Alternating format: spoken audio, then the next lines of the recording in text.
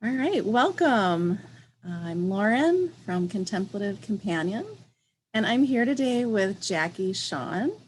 She is a new friend and a welcomed teacher that I had the great opportunity to experience her Sovereign Beauty course. It was a 4-part course, and I wanted to invite her here to share about this wonderful work that she's doing. And so just a conversation here about kind of what it is to be in our sovereignty.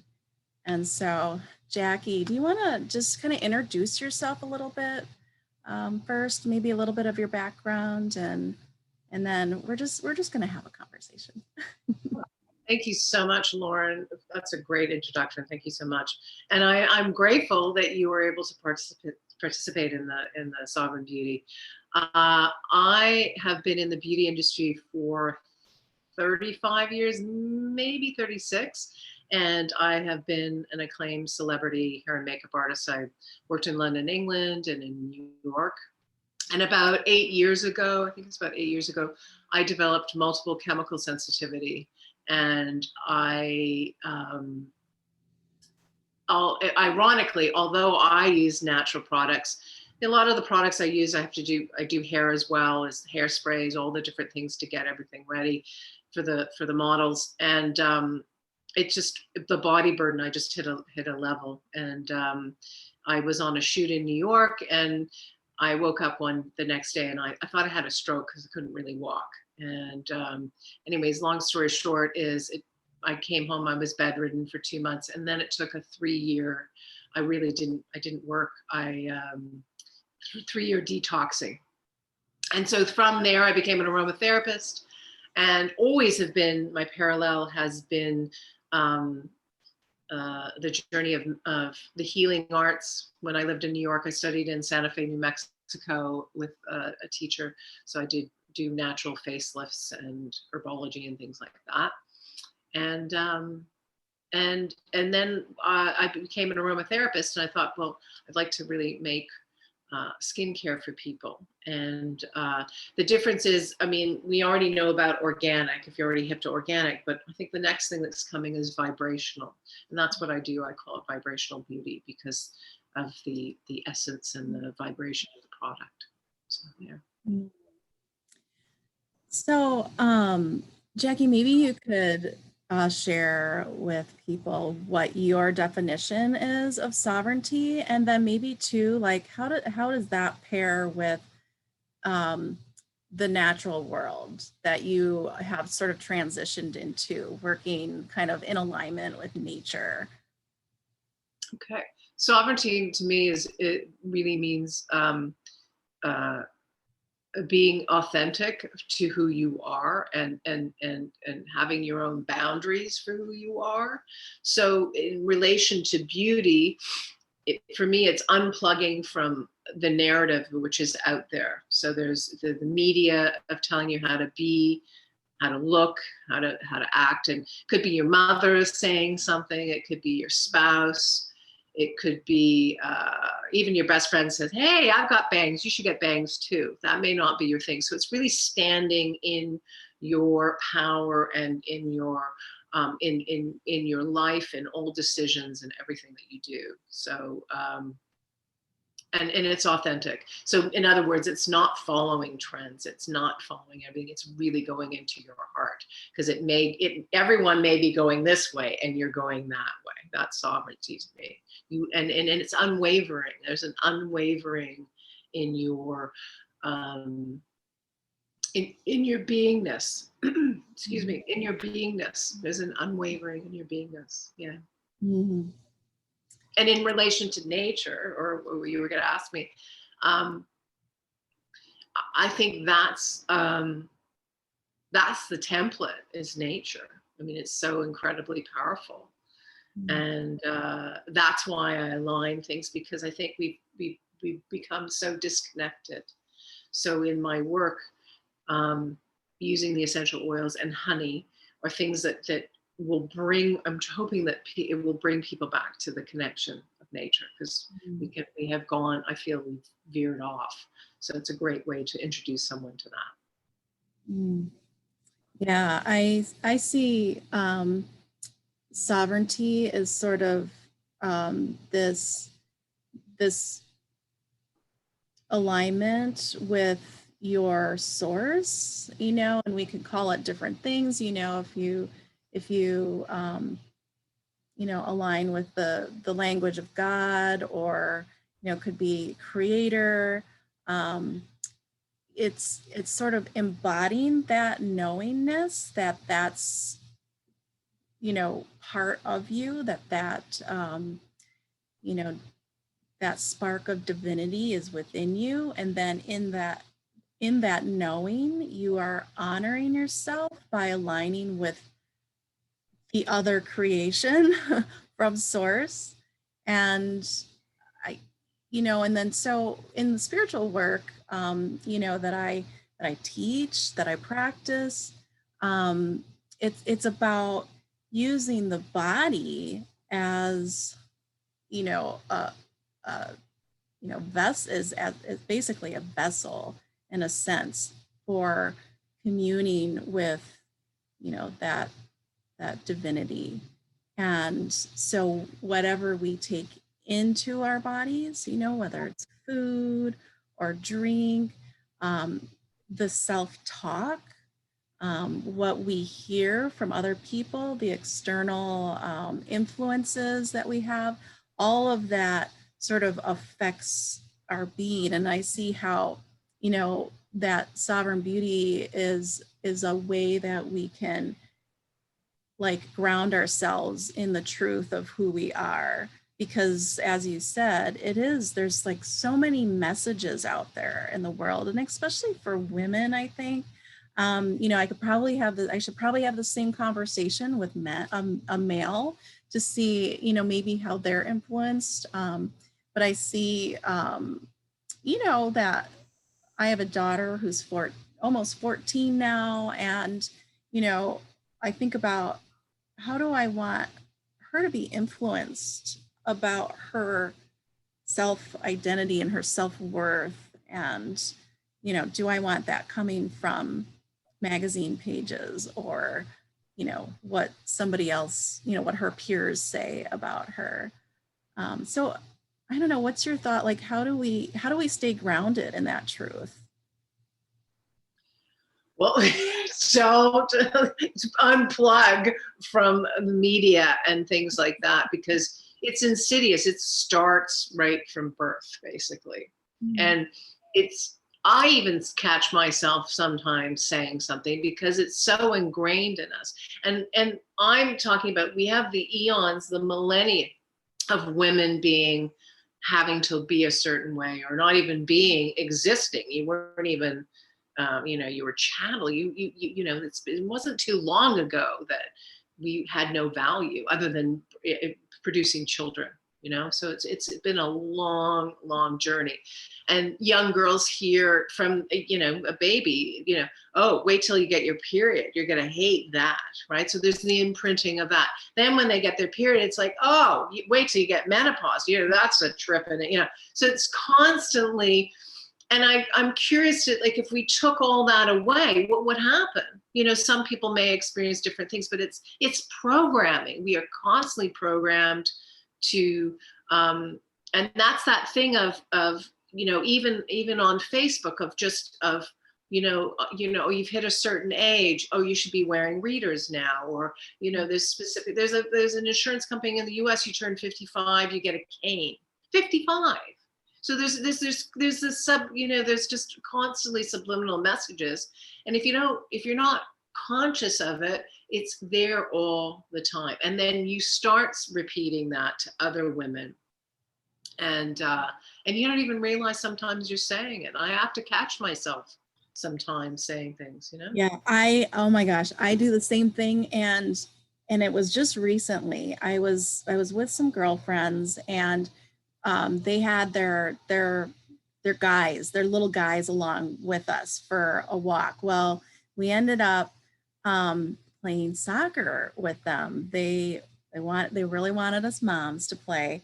And all I could say, because I mean, I'm not running around kicking a ball much these days. And I was like, oh, you know, like, calling myself old lady and, you know, just things that like as it was coming out of my mouth, I'm like, gosh, this picture that I've created for myself, gosh, it's not very positive. I mean, just because I'm this age doesn't mean I should be, um, feeling um, um, uncapable, Yes. So, um, and I try to practice living into what I want. And it was just this, I don't know. I'm like, wow, I really have to flip the switch on that one.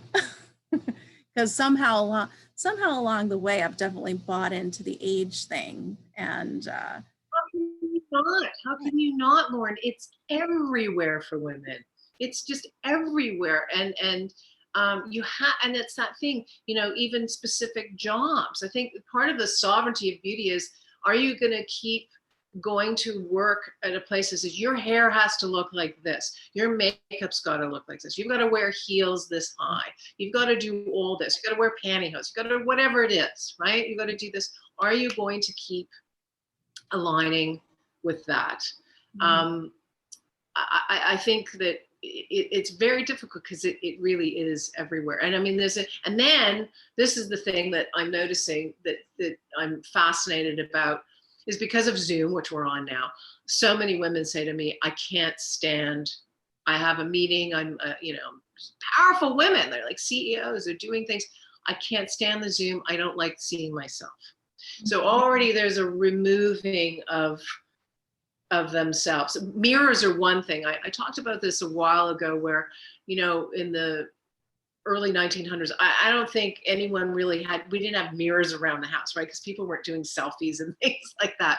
So you're hoping that, if you just milk the cow and you saw your girlfriend or something, she's like, hey, you better, your hair's a little, it's, check it out because it's a little rat nesty, you gotta, and you're like, oh, okay, because you're busy doing life. You're not sort of doing that.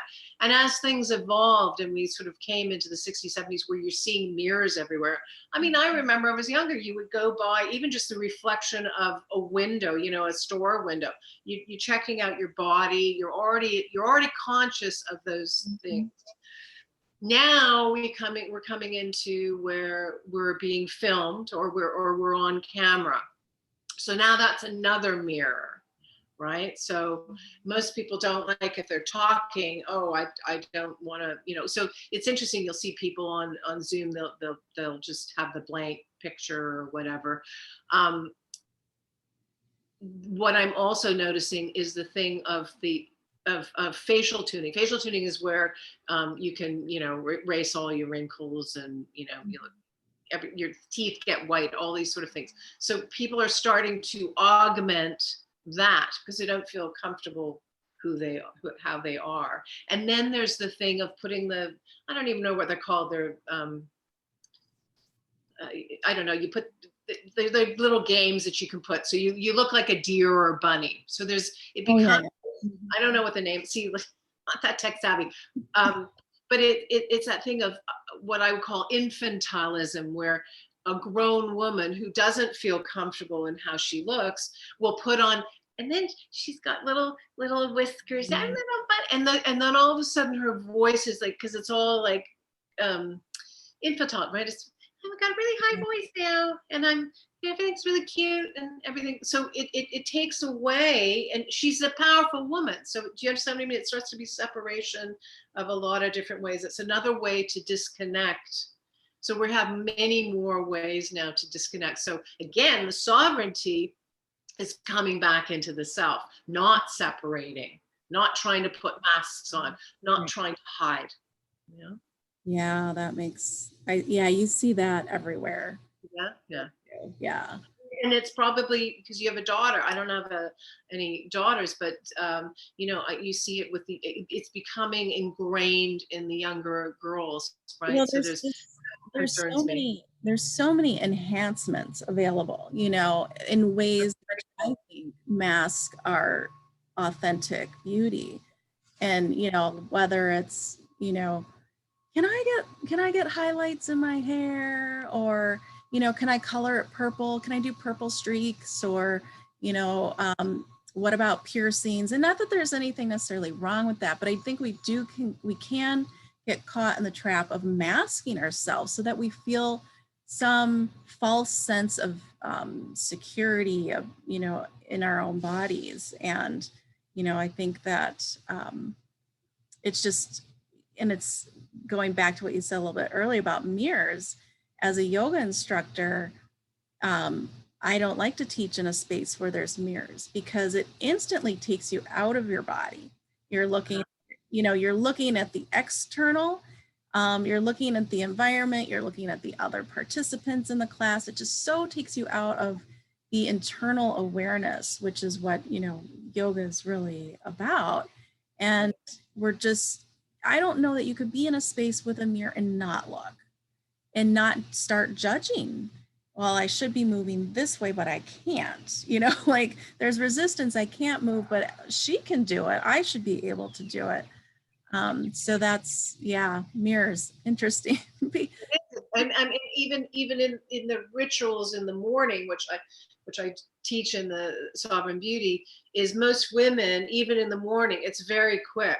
You know, you're brushing your teeth, put on the moisturizer, don't want to spend too much time looking in the mirror, as opposed to being in reverence of, wow, look at where I am. So it is going back in that sovereignty of when you are radiating light, because we are light beings.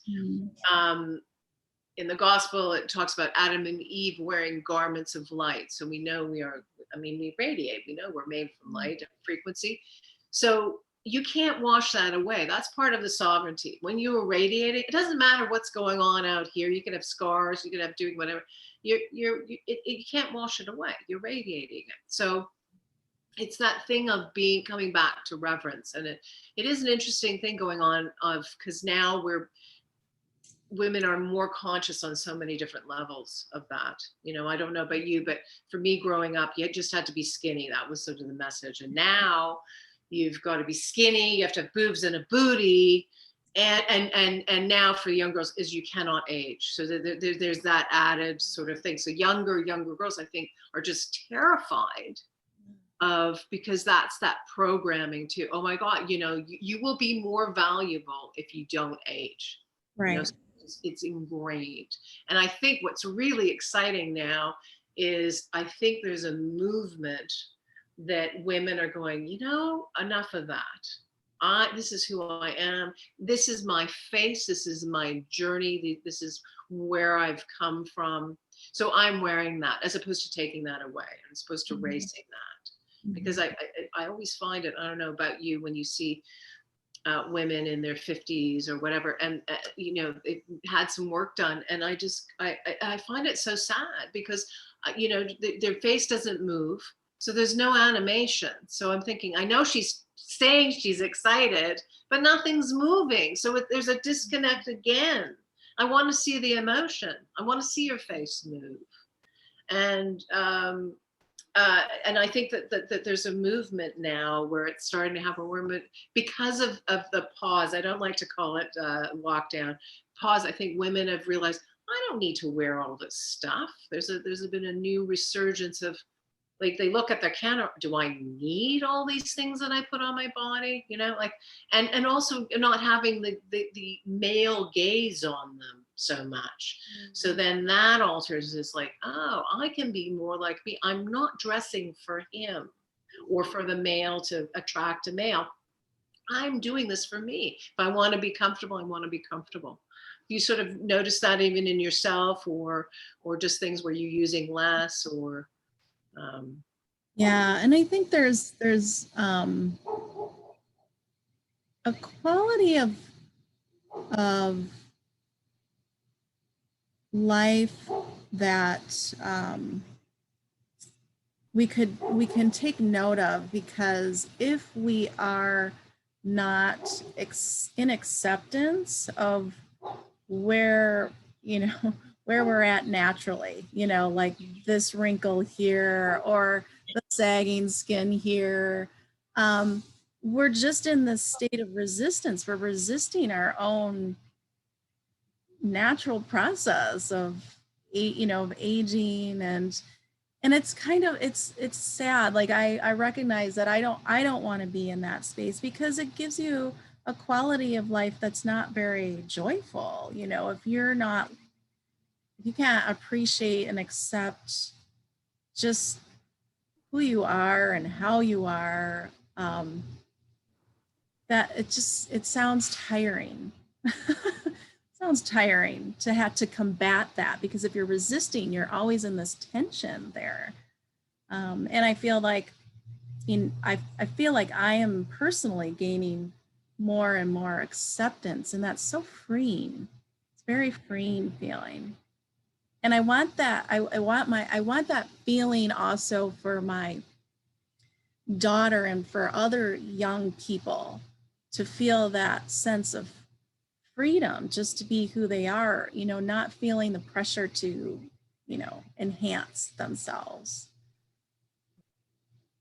I love that. I talk about the colonization of the body, and it's like, once I get my eyebrows like perfect, because it is a sort of this, well, I get this, and eyebrows are sisters, they're not twins, because we're not symmetrical, right? But there's this drive to, and then it'll be the next thing. Once I get that, then I'm going to be happy, and then I'm going to, what else can I sort of do on my body, right? And it'll be something else that'll be fixation. I got to get my teeth done. There are all these different things, and you're right. It's just like, relax, like, and just have the freedom of just expressing yourself.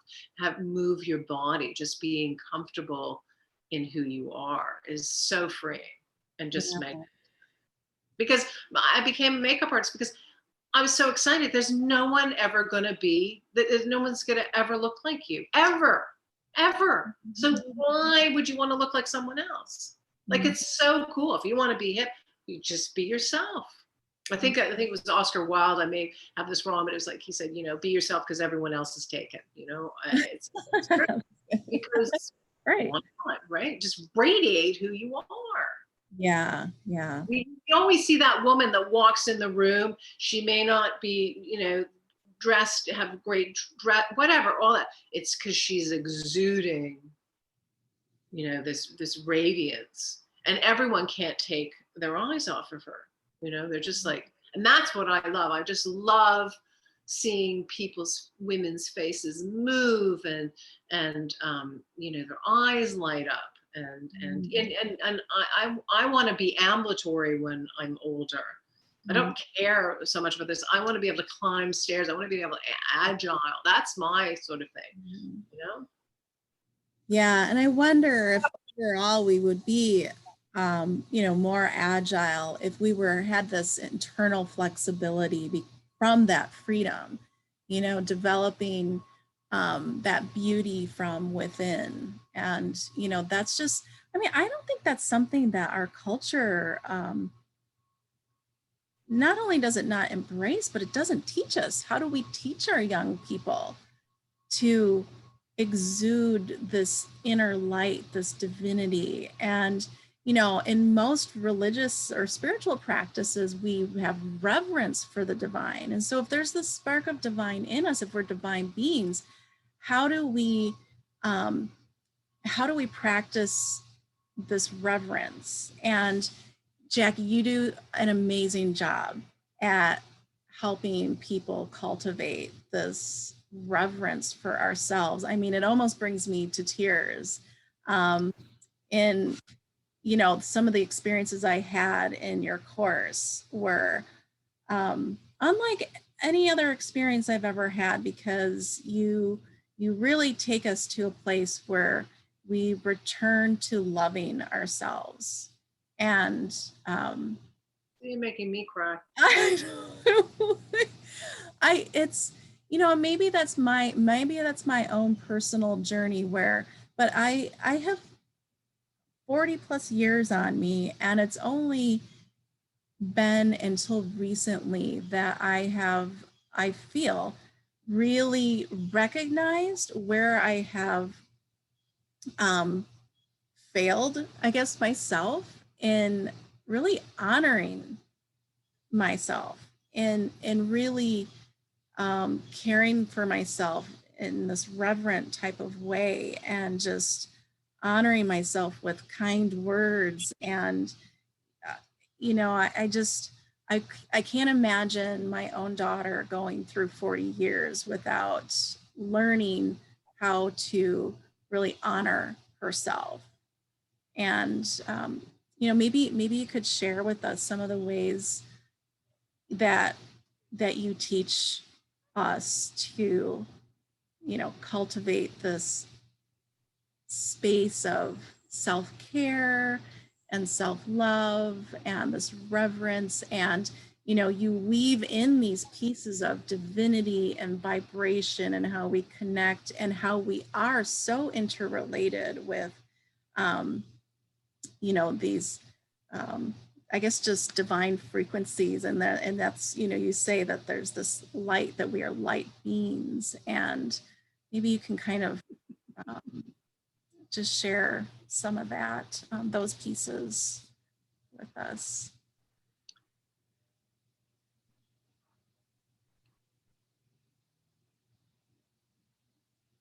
I think we're frozen up here a little bit. Yeah, you froze. I don't know if could you see me? I can see you, but I can hear you, but you're frozen. So I'm frozen too for you. You froze, yeah. Right, you were just right in the heart of everything. I know. Like, there we are. Okay. The joys of virtual meetings, right?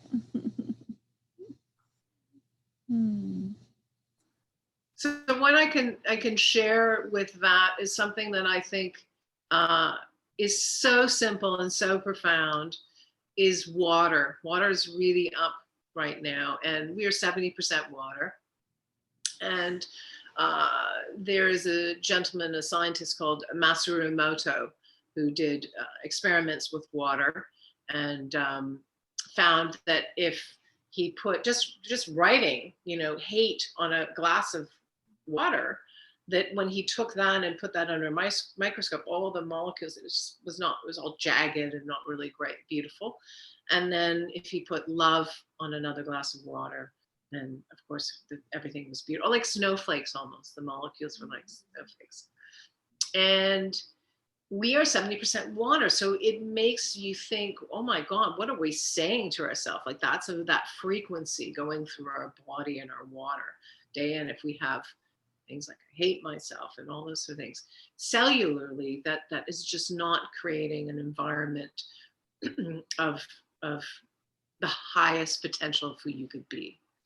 And one thing that you can do, and anyone can do this, is just get a glass of water and just settle down and actually just look in the water. And I talk about breathing through your pores. And when you talked about being connected in sovereignty and connected to source, well, we just, it's brilliant. We don't just have one sort of access coming from our crown. We have like, I don't know, what is it? It's 70 trillion. I don't know how many pores we've got. And they're all little toroidal fields. I saw that in a meditation once. So that's all those pores are connected to source. So you always have that call and response. Everything is being heard what you asked for. You may not think that it is happening, but source is hearing you, and it is responding at the same time. So it's always going on. So one of those things that I talk about that's really simple is if you can just settle down, close your eyes, and just come from your heart and bring in all this golden light through your pores in your skin. And come from your heart and just project that into the water. And a beautiful thing is gratitude. It's so powerful, gratitude. Just gratitude. And I ask you, like, as just try it out, just explore this, is taste the water beforehand. And then when you just breathe in, and it's like a breathing exercise, you're just from your heart, you're just breathing gratitude. You can almost do a Tibetan heart connection where you're doing a lemma skate, which is a figure 8. So the knot is your heart, but you're breathing out gratitude. And then in the figure 8 behind you is, you're exhaling, if that makes sense. So then it's just constantly, and so you're fueling the water. And you can do that a couple times. And even in the morning, if you want to start your day, like a lot of people do lemon water in the morning, like and once you get it, like things are instantaneous. Think, oh, I don't have to sit and I got to meditate for an hour on this and do all this. If you're, time is an illusion, right? So you can just do it right there. Boom, have the intention, put it in the water, and then take that sip of water of gratitude and watch that. So like homeopathically, that's going throughout all your body and shifting things. So we know with water, I say to people, you can change the state of who you are. You are 70% water. What is water? Water can freeze, it evaporates. It's a state changer. So you can do that within yourself. So if you're not feeling great and you think, I can't meditate, I don't know how to do that, I don't want to do all that. But can you just get a glass of water and just be in gratitude for it, of what it does for your body? I bet you if you try it out, you may notice something and go, oh my God, why don't I start my day with my lemon water and just like, oh, I'm so grateful. Because that's going to just, that's one really simple thing that you can do. And that's sovereignty, Lauren. The sovereignty is you are so powerful. We are not told. That's another thing that we're programmed. We are told that we are not powerful. We are really powerful. And so you can heal yourself. You can do so many different things. So that's the sovereignty of going, you can state change. You can shift things. Yeah. And, so like putting your in your energy. We're heating up. I don't know if you can hear me. I can. Yeah. Like putting your energy and your intention into the water. It's the water that. So I'm going to keep talking because I don't know if Lauren's frozen right now. This is the wonders of our world. Hear me? You froze. You froze. That's okay. Can you hear me though? Yeah. No, I can see you. You're moving now. It's okay. It's good. Okay. So I was saying it's like putting your intentions into the water. The water is what it magnifies those intentions. And I've seen someone using chi energy, manipulating the lemon water. So, and I've tasted the difference. So one glass of lemon water without the chi, the intention or the energy to that glass. And then the other one had the energy and intention created, and the taste is completely different afterwards between the two. If I recall, the lemon water that had the intention and the chi infused into the water, it became less, like sour. It was smooth. It just had a completely different taste to it. And and it didn't take long. It was just like. Exactly. Yeah. I mean, that's praying over your food. How much of your food, if you're eating living food, there's a lot of water in that. So it's the same thing. You're molecularly shifting something with the frequency. And I teach that in the Sovereign Beauty, how to charge your moisturizer. So every morning you can have something. There's just so many simple things that you can do that really can shift your frequency. And you are that powerful, for sure. Yeah. And then just as a little teaser for Jackie's course, she takes you through this really beautiful routine, kind of a facial massage / meditation. And just as a way of like, in the mornings when you're in front of the mirror, it doesn't have to be in front of the mirror, but, taking, it's almost like, your touch, in the way that apply your moisturizer is just like, it's almost a blessing. And, you're blessing every point that you touch in your body. And it's just so beautiful, just such a beautiful practice, something that we might do every day that we do kind of on autopilot, but it brings in a completely different experience that's so intentional and so it just raises the frequency of our our energy, and we could do that right off the bat in the start of the day. I think it's so needed now because the world, we don't have touch right now, right? We're told there's this fear of not touching anything. And when you have that reverence, and again, it's something that can go unconscious, where I say you're brushing your teeth, if you're a mom, you probably have 2 minutes because your spouse or the kids are calling you, things like that. Is if you can, even if it's 30 seconds and you touch yourself like this is your beloved. This is your beloved. There's a myth, I don't know if it's a myth or a story that from Japan, that you have the face of your beloved in your past life. That's why, so you get to see the person you love all the time. I love that. Yeah. So it's that thing of, if we just, it's not smacking on like the moisturizer, there's always this rushing, right? Or putting your makeup. Yeah, I can teach you how to put your makeup on in 5 minutes. But if there's a reverence, there's a ceremony when you look at yourself like, wow, I'm alive again today. I have another gift of living today. Mm-hmm. And looking in your, there's this beautiful thing of looking in someone's eyes, which we already a big condition now. As people walk on the street, they won't look you in the eye. And I'm like, look everyone in the eye when you see them, and hug people, because we need that oxytocin. That we're designed to connect.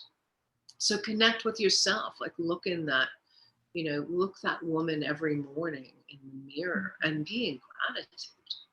Yeah, and I think that as a whole, I find that people are sort of hungry for ritual or just deeper meaning. And, there's so many practices that are at our fingertips for developing, presence and mindfulness. And so just, something like charging your moisturizer as a ritual in your mornings. I mean, how cool is that? Something that is such a normally mundane activity can turn into a ritual for your everyday life. And it's an invitation for that to just expand into so much more throughout your day. So you do a really great job of kind of, I guess, opening ourselves up to that possibility, that some of those, that we regain consciousness and really deepen just every aspect of our life, or it's an enrichment, just whether it's doing vacuuming. I mean, vacuuming, I don't know, just bringing drawing and presence. I mean, I don't know what you feel about vacuuming, but it's a time when I notice I think to myself a lot. Like I hear myself talking in my head, Oh, I love repetitive things. But like, what am I saying? Like,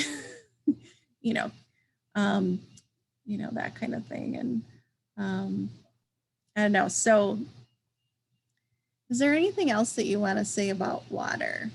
Oh God, there's just so much. I think it's, well, it's a fluid crystal. So if anyone is, new to crystals or interested in things like that, you're a walking crystal. You're a liquid crystal. You're white, beautiful crystalline light. So, I could go on. There's many things. I think just to invite people, if you haven't tried that before, is to try that. Try the breathing from your pores into, and that's a great exercise too. If you're feeling just like, oh my God, I have no idea what's going on, and then you visualize that you've got like these little speakers, your pores all the way up to source. You'll start and listen, deeply listening, because sometimes you may hear something that you don't really like, but it's the direction you know to go in, because we know, we inherently know, we just don't like a lot of times what we hear.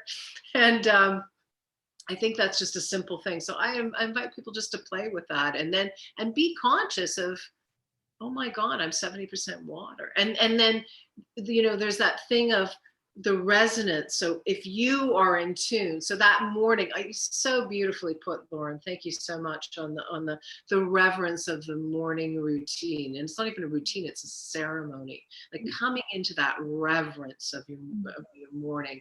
And you know, you can set that up maybe with your spouse. If you do have kids, like, honey, can I just give me 5 minutes in the bathroom, like by myself, so I can just do that. Doesn't have to take long.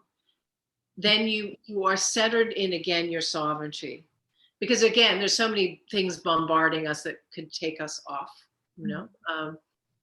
So that reverence, when you are in that resonance of your water, your 70%, as you go out, there's a resonance with someone else. So you don't know, you know, that thing of paying it forward. If you smile to someone, that made their day, because we never know what's going on with someone. You smile to them. So instead of like turning your head and not making on, hey, how you know, hi, how's it going? That transfers to your 70. That's almost like taking the sip of the water. That gratitude's going to go to that body of water, that crystalline light. And I think, like, I love that, because it only takes a drop. Like homeopathy, you could take a drop and put it in a lake, it would shift. So it's not, doesn't take a lot. That we think we're again conditioned, like, oh, you got to work hard. It's got to be. It's very simple. It doesn't take a lot. Yeah, and I really appreciate the acknowledgement of, you know, water, because, you know, spiritually, if we work with the elements as living consciousness, you know, there's so much to learn about water. And, you know, I'm on location today, and I'm literally probably like 2 blocks away from the ocean, and there's such an immense power to the ocean water, which is different from where I live. And I'm surrounded by lakes that are more placid and serene and still. And so, like, there's such a different quality. But yet, when we sort of, you know, when we attune to this element and we embody this element, we recognize that we have all of those qualities in us, you know, the ability to be this forceful, powerful energy. And then we also have this peaceful, still, you know, just connection to ourselves, and how we need to maybe navigate through life and through different situations. And we can kind of tap into those elements as needed, you know, and, you know, water is one of them, but we also, you know, also embody, you know, earth and fire and air, and they kind of have different qualities. And I love the I guess my own personal understanding and embodiment of water is that it's amazing how it can flow through resistance gracefully. Like it to me, it's the embodiment of grace. But grace is like such a powerful thing too. Yeah, it's like Bruce Lee saying, "Be like water." You know, Be like it is, water. because water can break through concrete. It can do. You know, it is really powerful. I love that, the grace. That's beautiful, Laura. That's really beautiful. Mm. Yeah, and I don't know, I feel like I've kind of understand water is kind of a feminine energy. And so I think it's a great way for women, especially, to kind of start, honoring their own beauty. And if you think, because we're the ones that like moisturize up, and we, and we're putting, we're trying to keep everything moist because it's, we want the suppleness and, smoothness, and that comes from like water. And so water is such a great element to work. And I think we're drawn to that because of the feminine sort of, you know, quality about water. And so it's a great element to work with, to kind of access our own, or, to access, but also return to or remember our own sovereignty. Yes, yes. Mm. Absolutely. Yeah, yeah, I just to invite people just to, to explore and see how they can state change, how they can do it, and how powerful that is, and what happens around you when you are in your sovereignty. What happens Mm. walking in that body of water? Molecularly, you're radiating out.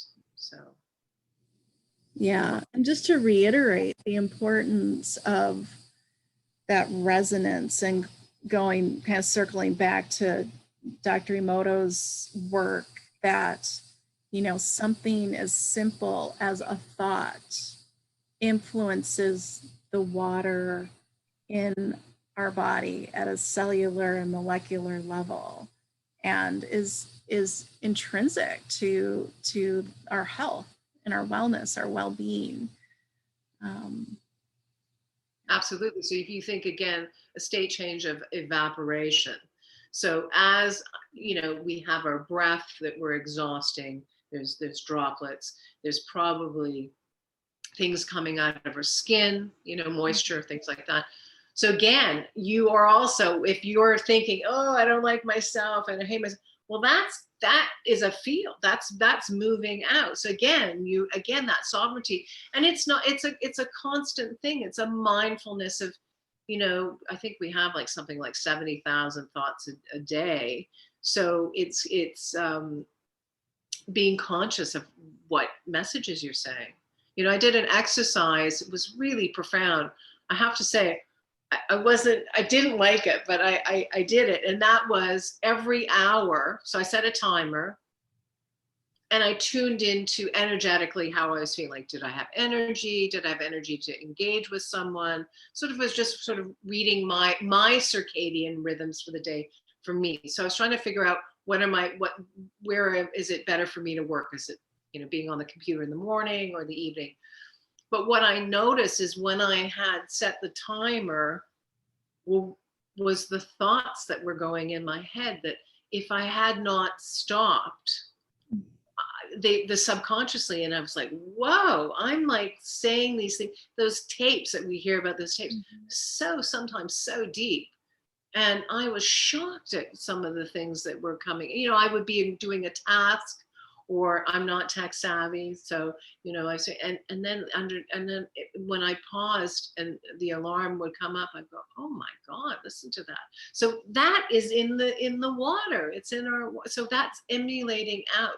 So if we're all in that, how you walk in a room, there is a frequency when someone walks in, and that person can state change like an office if they come in. yeah, and I think that's called like entrainment. Yes. And that, yeah, but I didn't think of this until you said something, Jackie, that not only do you like influence, other people that you're around, but then that change there returns to you. And so that's interesting. That's interesting. And it is a reminder that we are responsible for our own well-being, our own, our own happiness, our own health. If we're fearful and we're spreading fear, what comes back? More fear. I mean, we're not going to get back something else. I mean, that wouldn't make sense. I mean, so think about like the cycle, and that, we see that in how that works with water and the environment. There's what is that called? We learned that in like 8th grade. But yeah, so if you want to make change, you got to be the change. Exactly. The common. And we're so conditioned to go externally, so that get the answers. I got to go to an expert. I've got to go out here. Someone else has got to tell me, as opposed to really listening to your heart. Mm-hmm. So, and that takes responsibility. So yeah, you may make a mistake, or it may not go great, but it's your choice. You can't blame something, because it's easy then to say, oh well, I tried that or did that, and I'm going to blame it on that. It's not that. You've got to take the responsibility, and I think that's that's sovereignty as well. It's taking that responsibility, and as you said, for your health. Oh my gosh, that's such a good point, because I think what I've seen over years and years with spiritual practice is that we're so external in that we read all the books, we've got all the knowledge and understanding, but yet we don't necessarily apply it and really like learn it for ourselves. And that's the hard part. Like, I think we have this, this inner desire to return to ritual and ceremony, and, really working intentionally to kind of discover the spiritual self, the spiritual world. But yet, if we don't actually sit in it and do that hard work, that hard inner work, being still, taking those moments in the morning to just, be in reverence with yourself, it doesn't happen, because we're just only living in that, that intellect space. We're not, integrating it into our heart and our body. Everything's about the heart now. The chakra system's changing. It's all about the heart. So that's, again, we're conditioned to be in the thinking mind. Mm-hmm. And, that's when if you're trying to solve something or do something and you're all up here, just drop down into your heart. And that's unnerving for a lot of people to feel. They're like, well, this doesn't feel safe. I don't know. I'm going to go back up here. I'm going to go back up into my head. And that takes, practicing every day of going, what do I need? Just go to your heart. And that will never trip you up. It will never trip you up. Mm. Yeah.